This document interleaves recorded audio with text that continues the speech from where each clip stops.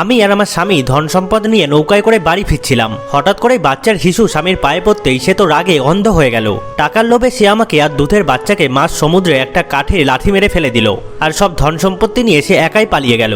ঠিক তখনই আমাদের দিকে ধেয়ে আসলো একটা বিশাল হাঙর। আমি তো ভয় না পেয়ে বুদ্ধিমত্তার সাথে বাচ্চার নোংরা ডাইপারটা ছুঁড়ে মারলাম হাঙরের চোখে। হাঙরটা অন্ধের মতো ঘুরতে লাগলো। আমি তো ঝটপট বাচ্চার কাপড় দিয়ে দড়ি বানিয়ে তার পিঠে চেপে বসলাম, আর বাচ্চার দুধের বোতলটা তার সামনে বেঁধে দিলাম। এতে করে একটা দ্বীপে পৌঁছে গেলাম। দ্বীপে নামতেই একটা বিশাল গরিলা আমাদের পথ আটকালো। আমি তো দ্বীপে থাকা কলাগুলো আদর করে তাকে খাইয়ে দিলাম, আর তাতেই গরিলাটা আমাদের ভালোবেসে ফেললো। আমার কথা মতো গরিলাটা মুহূর্তের মধ্যেই আমাদের জন্য একটা সুন্দর বাড়ি বানিয়ে দিল।